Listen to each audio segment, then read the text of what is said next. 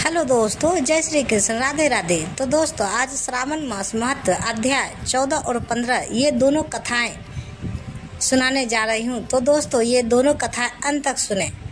14वां अध्याय श्रावण महत्व। ईश्वर ने सनत कुमार से कहा, हे महामुने, श्रावण मास के शुक्ल पक्ष की पंचमी तिथि में जो करना चाहिए उसे मैं कहूँगा, उसे आप ध्यान पूर्वक सुने।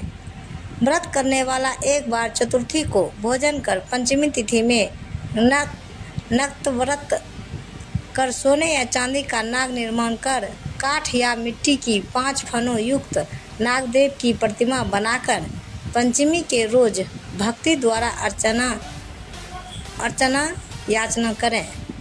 दरवाजे के दोनों ओर गोबर से फन वाला सर्प बनाकर स्वविधि दधि तथा दूध से पूजा करें।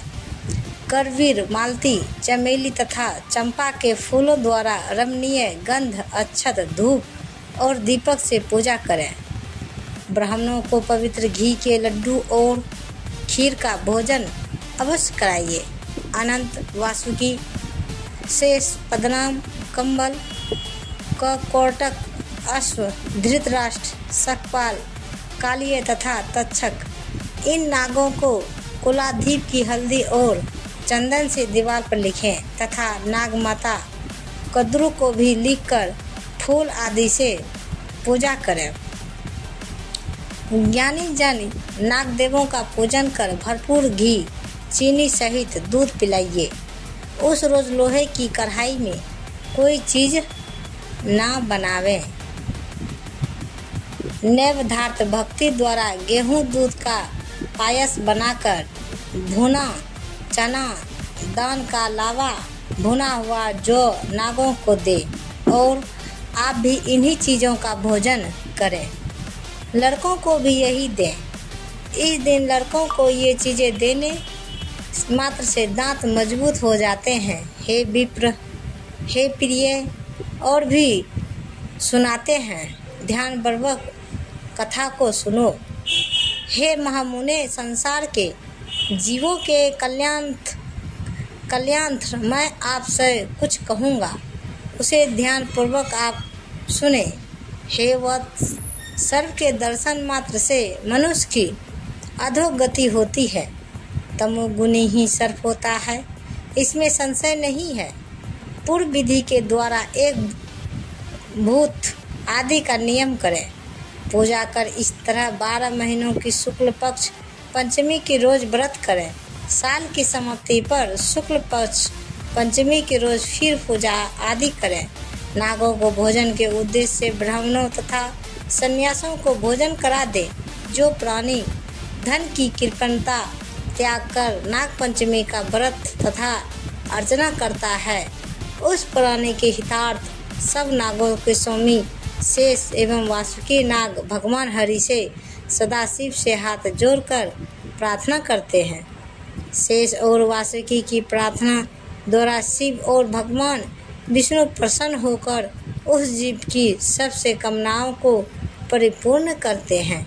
यह जीव नागलोक में अनेक तरह के भोगों को भोगने के बाद मैं वैकुंठ लोक या शोभामान कैलाश में जाकर शिव या विष्णु का गण होकर परमानंद का भागी हो जाता है।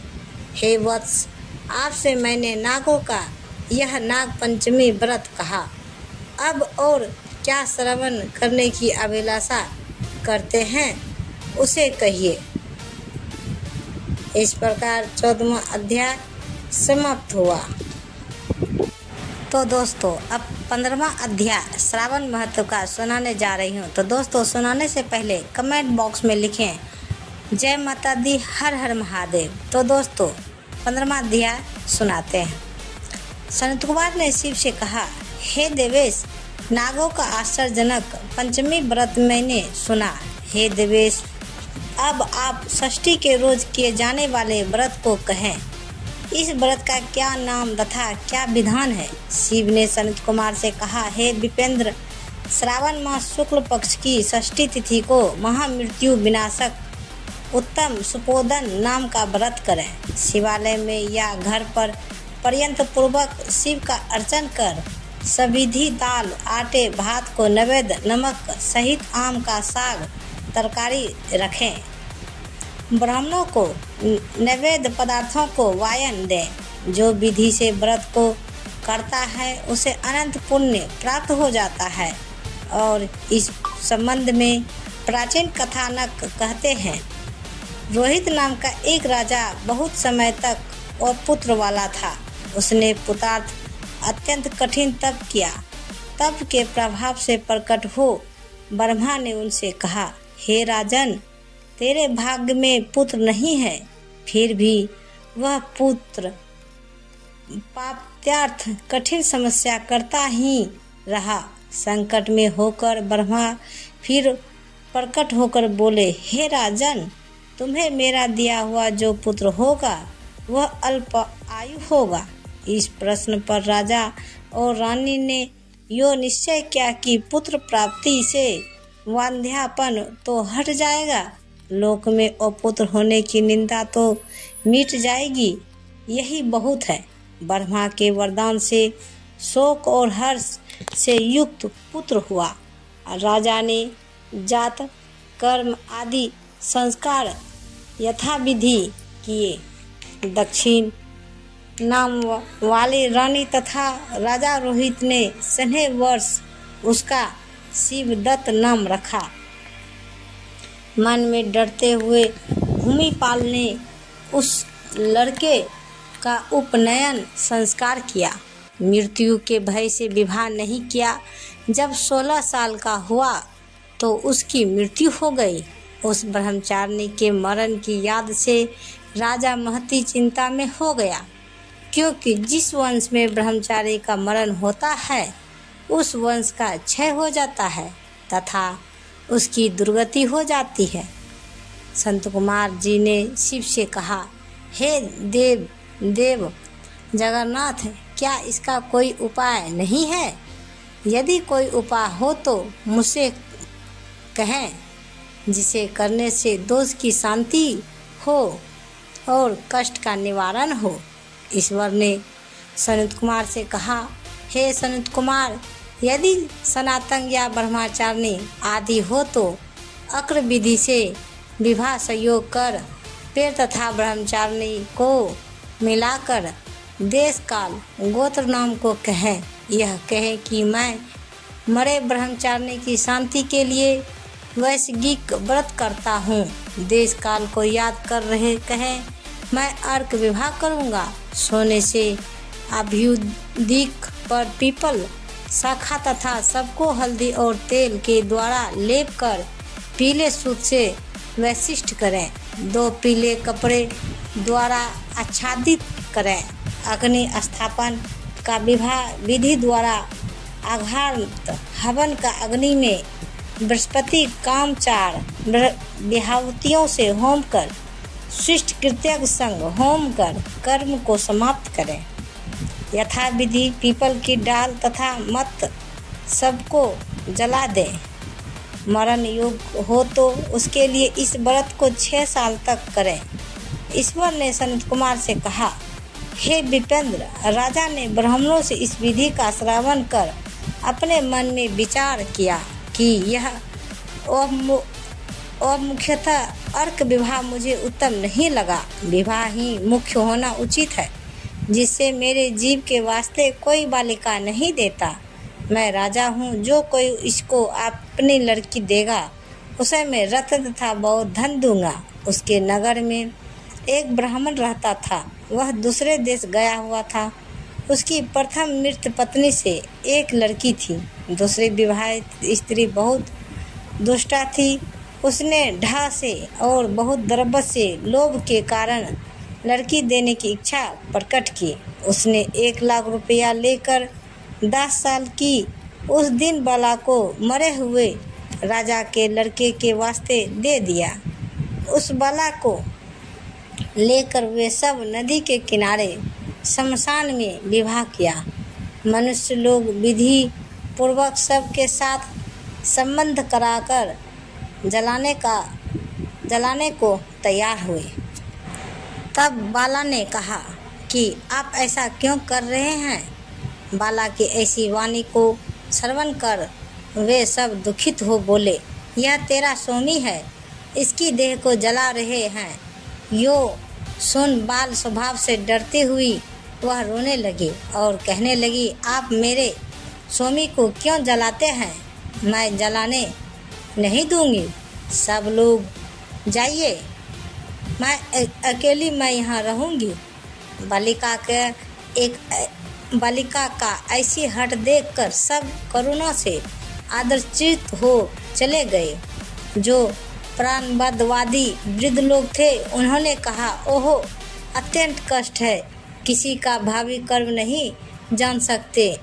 दिन संरक्षण दयालु भगवान क्या करेंगे? निराशय यह कन्या साफल्य भाव द्वारा दूसरी सौतेली माता से बेची गई है। अतः कदाचित देव रक्षक हो तभी इस बालिका को तथा इस मरे हुए राजकुमार को हमें जलाना नहीं चाहिए। यदि आप सबको हमारी बात अच्छी लगती हो तो हम यहाँ से घर चले जाइए। ऐसा विचार कर सब अपने अपने घर लौट गए। वह भय विहुल हो अकेली बालिका शिव और पार्वती की याद करती हुई बाल स्वभाव से ना जानती हुई कि यह क्या हो रहा है मेरी जिंदगी में, यो कहो बिहल हुई उसकी याद मात्र से करुणा परिपूर्ण सर्वज्ञ पार्वती और शंकर जल्दी वहां आइए। तेज पूज्य वृषभ पर सवार हुए शंकर पार्वती को देखकर उसने प्रणाम किया, पर ये देवता है ऐसा उसको ज्ञान ना था। उनके आ जाने से उसे बहुत आश्वासन हुआ तथा उनसे बोली, क्या मेरे स्वामी उठेगा या नहीं? उसके बाल भाव तथा दया से आर्द्र शंकर पार्वती ने कहा, हे बाले, तेरी माता ने सुपोदन नाम का व्रत किया था। तिल तथा जल लेकर उसके फल को संकल्प कर अपने स्वामी को दे दे, या तथा मरे हुए पति से कहा कि जो मेरी माँ ने सुपोदन नामक व्रत किया था उसके प्रभाव से मेरा पति उठ जाइए। उसने शंकर और पार्वती के कथनानुसार किया। सुपोदन नामक व्रत के प्रभाव से शिवदत्त उठ गया। शंकर और पार्वती ने उस बाला को व्रतोपदेश देकर अंतर्ध्यान हो गया। श्री शंकर के जाने पर शिवदत्त ने उसी कन्या से पूछा, तुम कौन हो? मैं कैसे यहाँ आया? कन्या ने शिवदत्त से सारी सच्चाई कथा कह दी और इस प्रकार रात भी व्यतीत हो गई। सुबह हो जाने पर नदी के किनारे आए हुए प्राणियों ने राजा से सारी कथा कही। हे राजन, आपके पुत्र और आपके पुत्र वधू नदी के किनारे हैं। प्रामाणिक विश्वसनीय विश्वास नहीं हो रहा है। मनुष्यों से इस वार्ता को श्रवण कर अत्यंत प्रसन्न हो गया। नगारा बजता हुआ ढोल पोपी के साथ नदी के किनारे पर पहुंचा। सभी ने राजा के प्रसन्न होकर स्तुति की। हे राजा, आपका मारा लड़का फिर काल गिरही से लौट आया है। राजा ने पुत्रवधू की प्रशंसा की और कहा, मेरी स्तुति क्यों कर रहे हो? मैं महान मंदभागी अधम हूँ। मेरी यह पुत्रवधू सुभागा धन्य है। इसके सजीव पुण्य से यह मेरा लड़का जी उठा है। यो राजा ने पुत्रवधू की स्तुति की तथा उत्तम द्विजों के दान द्वारा अर्चन किया। मरे को गांव से बाहर कर जीवित हो जाने पर गांव में प्रवेश करने के निमित्त ब्राह्मण के कहने विधान से शांति की। हे वत्स, मैंने तुमसे सुपोदन नामक व्रत को कहा, इसे 5 साल करने के बाद उद्यापन करें। शंकर पार्वती का रोज अर्चन कर चरु तथा आम के पत्ते से सुबह होम करें। पूर्व विधान से व्रत में नैवेद्य तथा वायन दें। इस तरह व्रत करने मात्र से प्राणी चिरायु पुत्र प्राप्त कर अंत में शिवपुर जाता है। तो इस प्रकार दोस्तों 15वां अध्याय समाप्त हुआ।